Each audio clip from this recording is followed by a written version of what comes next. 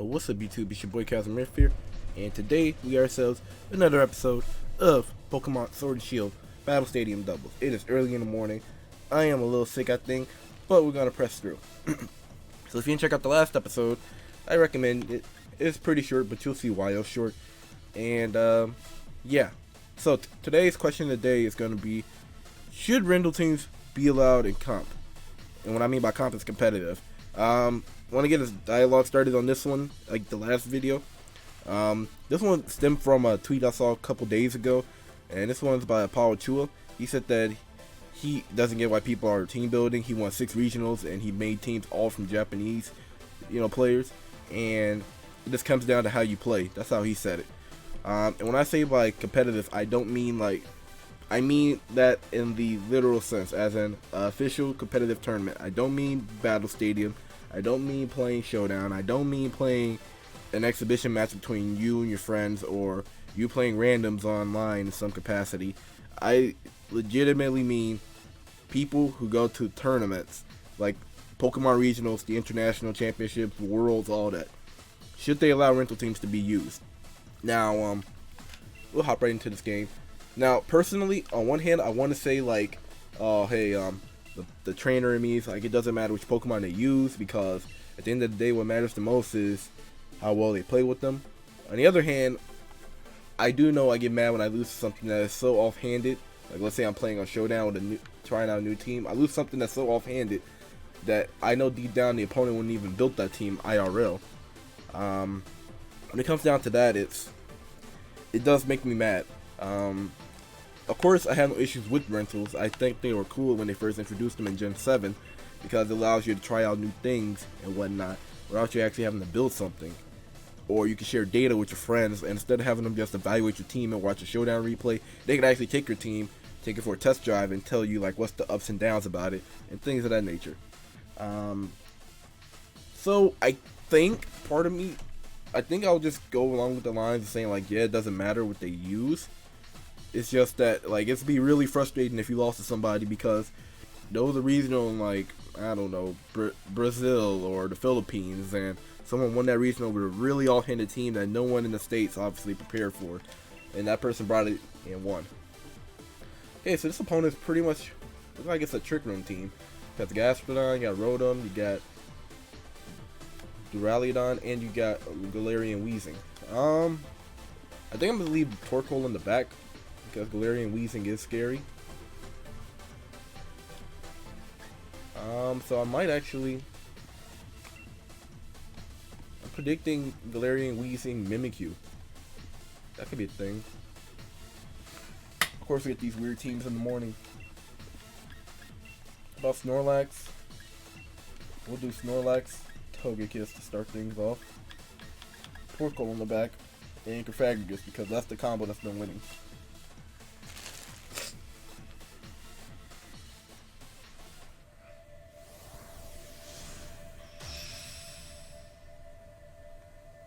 Alright, let's have this battle against the Mao. So yeah, that's kind of how I feel about everything right now. I really do think that at the end of the day, it comes down to how well you play with somebody in that team. Of course, I always believe that originality beats out anything else. Like, you see me playing with these rental teams, these aren't, and you see me play with my own teams, like, I don't play meta as in like play the 6 months common Pokemon. If I do play meta, I also throw my own little twist into it, like the Dracovish with the Scarf. We had next to Whimsicott, and we use Trick Room, and then we Dynamax to nullify our Scarf. Like, you're not gonna see that in a typical game. The Duraludon and Mimikyu. Okay. We're just gonna belly drum.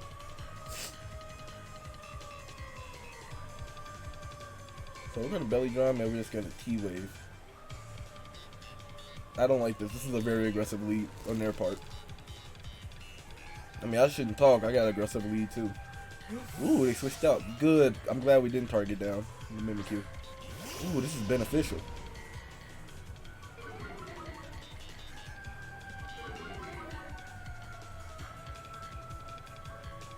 Yep, he Dynamaxed. I knew it. This reminded me of the first battle we did with this team.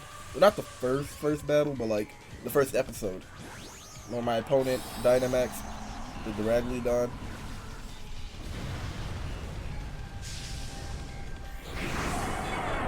Hopefully we outspeed this one. Hopefully this is a slow variant. Max Steel Spike. Ayy.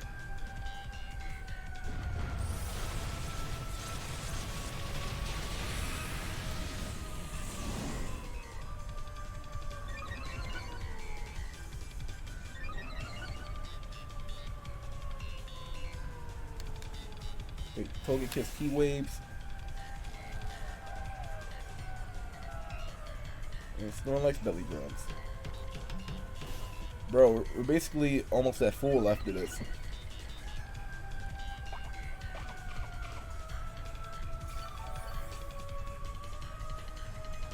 I'm glad they nerfed the 50% berries and turned them into 33%. Because with that play we would have been at full health had that been in Gen 7. And that's a little dirty. So we're gonna do this and we're going to follow me. The fact that Duraludon has spit the Togekiss makes me worried about this Arcanine speed. Yeah, I could double check though, like it doesn't hurt to check.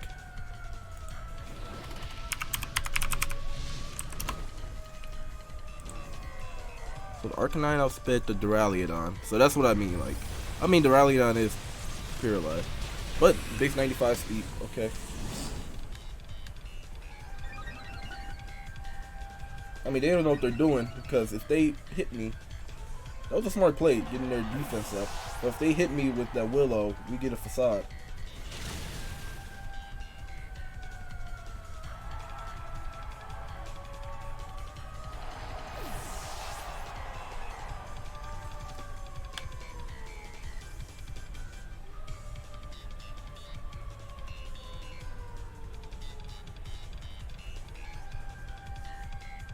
I think we're bringing Torkoal. They bring in their Mimikyu.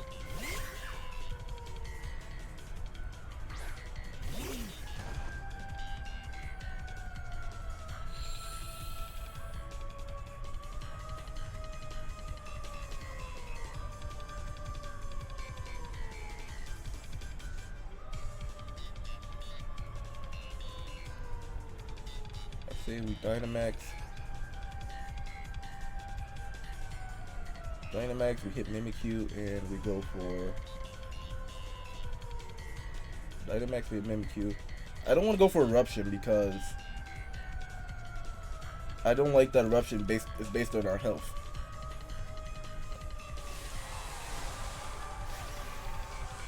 I could have just went for the EQ, but we're risking collateral damage towards Torkoal.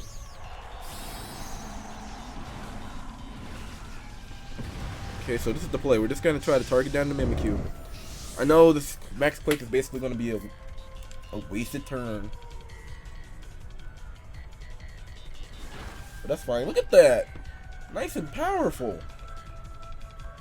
Max Steel Spike.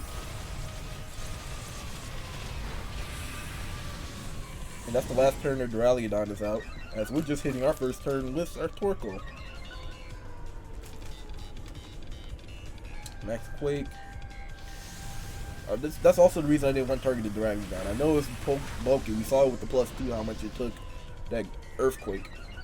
So it wasn't worth it in my eyes to just Earthquake with Torkoal out here. That's pretty reckless. So also we could have targeted with the Max Quake, but I want to break Mimikyu's Disguise and get some damage off of it, if not get a KO. Because with this play we can start cooking. And we got the KO on Mimikyu because Heat Wave is a little broken. I am so sorry, opponent.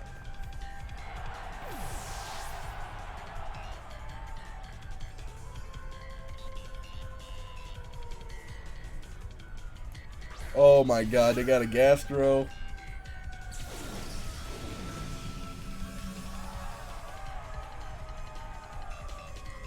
Yeah, I think that's game. That's game. You can stick a fork in my opponent because they're done. They're like 3 damage. I'm not even capping. Steel Beam after HP is gone. So Duraludon fainted. You have to know that Steel Beam, it does, no matter what, no matter if it hits or miss, half your HP is gone at the end of it. and I see it's based on your full HP, and not just like, oh, I'm at 12 HP, now I'm only at 6. Alright, GG to the opponent. I can't say that was a pretty textbook win, but we did everything we could to get our setup and ensure it. If they would have waited, like, turn 1, if they would have waited a full turn to go for their Dynamax, you know, wait till they got Arcanine into the field and everything, I think they could have changed things up a bit. Like, they kept targeting down the Togekiss, which, I mean, I get why. It's just that, you know, I would have focused on the Snorlax, because everybody knows Snorlax is doing nasty things out here.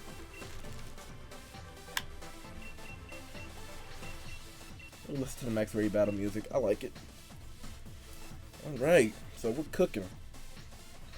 And look at this. This is me using a rental team. Like, I would not build a team this way. I'm not saying I don't have the skills to build a team that Wolf, on the level of Wolf. But, you know, these teams, you play with them, you vibe, you learn, you gather data. That's what's most important to me as a player. Like, I was able to go 4-2 with the Rain team, but my first 2 teams, I went 3-3. One team I had problems building. Like, it wasn't the perfect team. We went 3-3 with it.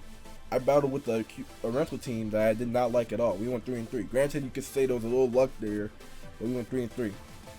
My last team, the Whimsicott team, we went 3-3 because of poor research. That's all I'm researching now. And then the Rain team, 4-2. And now this team, we're 5-0 right now. Dang, my opponent is fast with it. Okay, they're going to get all the weather support they could get.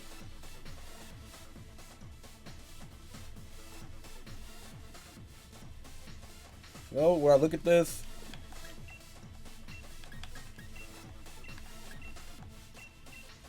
man, I really want to bring Rabombi. Rabombi is just here for just the big chill. I'm sorry, Rabombi. I think it's the first, yeah, it's the first set we actually didn't use all 6 Pokemon at least one time. That's because I'm playing it really safe. Like, this team right here, this team going places. Besides, I don't know what my opponent's trying to do with this team. Is it like this is a trick room? Whimsicott Hatterene. Alright, we take those.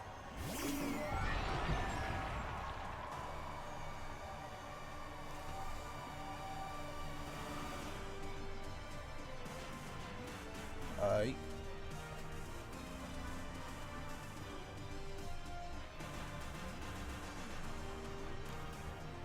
We take those.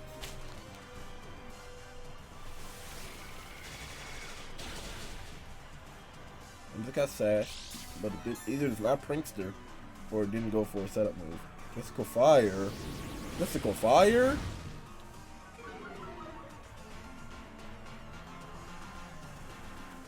Oh, the Hatterene is faster than my Snorlax. Oh, they lost. They lost. Hatterene's faster than Snorlax. I know what they're doing. They're trick rooming. Negative priority.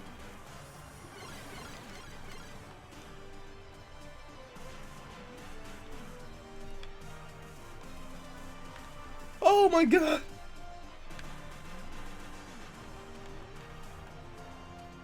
I'm gonna use follow me. And we're gonna EQ.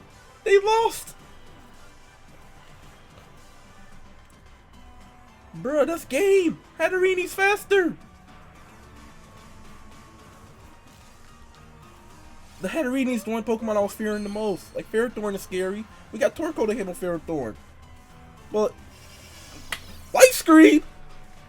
There's a +6 physical Snorlax in the field.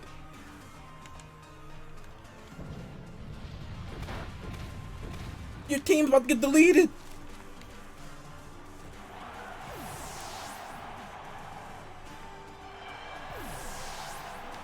Bro, they tripping out here. I am in awe. They just let me get a free setup.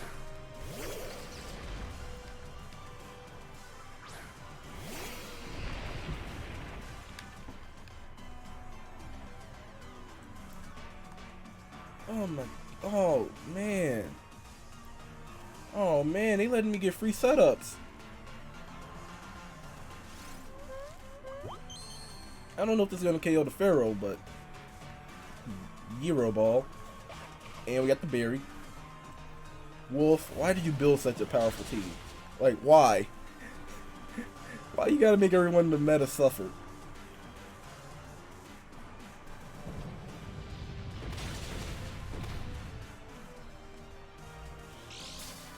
Weakness policy, of course. That's the only way to play Pokemon. You know what I'm saying? Hammer Arm. Were they banking on me not going for Follow Me? I mean, I do know that Follow Me is weird. I don't think Follow Me should have the priority that it does have. Wait, we outsped. We just outsped the. Now we don't. We don't outspeed anymore. But we just outsped the Rhyperior.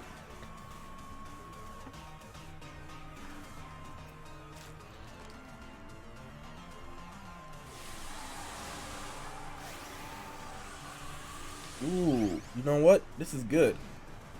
If we can Follow Me off again, which Follow Me is kind of broken.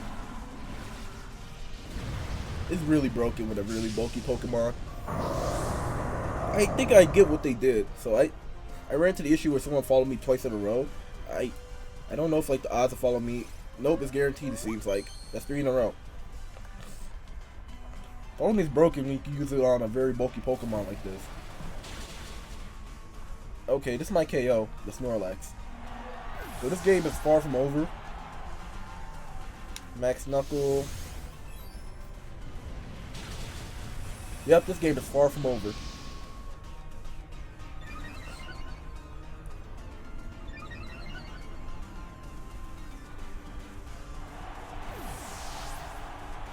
Let's see. Okay, we got Protect, so okay, here's the plan, guys.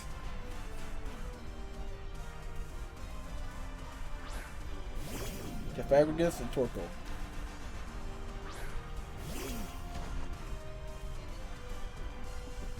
Let me see Rhyperior speed before I do anything. Let's go to.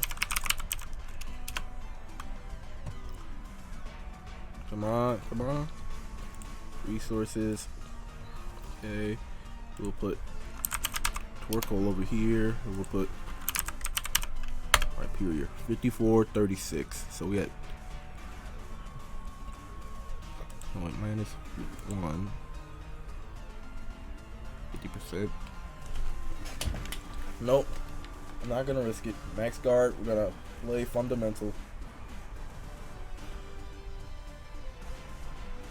I don't want to get rid of the Trick Room either because in the event that we actually are slower, right, like as in slower base speed wise right now, I really don't want to bank on it being the deciding factor of us potentially lose it. Because we get rid of Trick Room, I don't know what happens. Either we're slower or they're slower.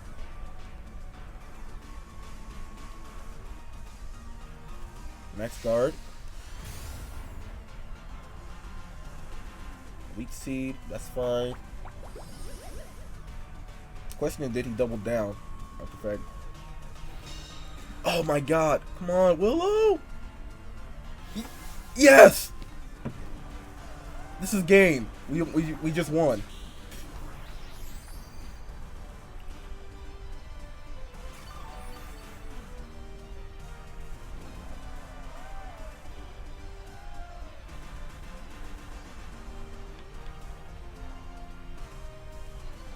We'll hit him with that. I know I don't want to give Pharaoh any extra health, but I think this is the game right here. I honestly think this is the game right here.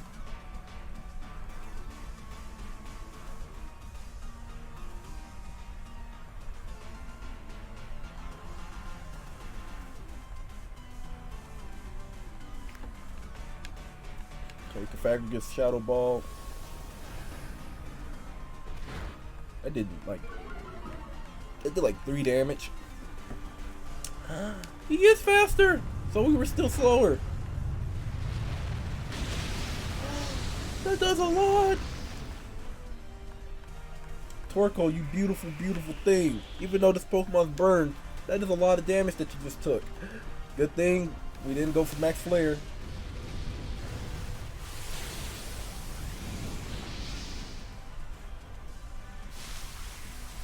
Alright, we should be sitting pretty. Like, even if Okay, Short Thorn's not going to do that much damage with Gyro Ball. We resist it with Torkoal, as well as we are about as slow as it. Power Trip, though. Interesting. That does get a boost. Oh, no. Oh, no. Okay, we don't have to worry about Iron Barbs, even though we're both special attackers. Am I in?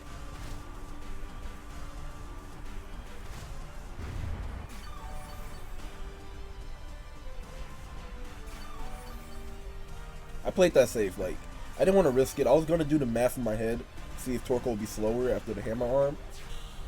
Because Hammer Arm does lower your speed, right? I hope I'm not mixing up a superpower. Well, regardless, what happened, happened. And we played as best as we could. Damn, their light screen was up this long. I totally forgot about it. We'll do that. And we'll play it safe. We'll Willow. I really don't want to. I don't want to risk it against the Sparrow. I'm trying to do something special right now. Something I actually didn't know if would be possible after the first set of episodes. Third Thorn got burned. Torkoal next flare. We did it. We did it.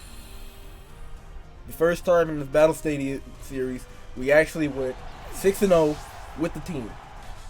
We went 6-0, and it was awesome. Granted, it was a team that I built, but it was a team I took to the streets, knew almost nothing about, and we found a way to get to 6-0. Ironically enough, the first episode, we probably should have lost the second game. But, here we are, sitting nice and pretty, with a 6-0 in 3 sets with this team. Stealth Rock? Why are people running Stealth Rock on their Pharaohs? So I want to thank you guys for watching this video. Oh crap, I accidentally pressed B. I was playing on my Xbox a little bit earlier. I want to thank you guys for watching this video. Answer the question today down below. I'd love to hear your thoughts and opinions. Should rental teams be banned? And, you know, we'll just go from there. Like, obviously there's the argument that you could just trade Pokemon with each other. You could just share spreads and get ideas that way and all this other stuff. I understand that. I'm talking about, like, actually copy-pasting someone else's team and using it to win a tournament. Other than that, guys, I'm about to get out of here. The MVP of this team, you guys probably think it's Torkoal, Snorlax, maybe Togekiss. Cofagrigus is the real MVP. Coming in, getting those clutch burns. We didn't miss a single Will-O-Wisp with Cofagrigus. During that 4v2, where our Torkoal was like at 20 HP and Cofagrigus only knew Shadow Ball. Cofagrigus brought the game back against my opponent who made bad plays with the Sableye and Excadrill at the end. And, you know, Cofagrigus is the one who really held it down. You know, got the trick rooms if we needed it. We didn't ever use Ally Switch, but if we ever wanted to, we had that option. So I respect it. Anyway, guys, I'm about to get out of here. Gates fall open. I guess I gotta close them. So, bye.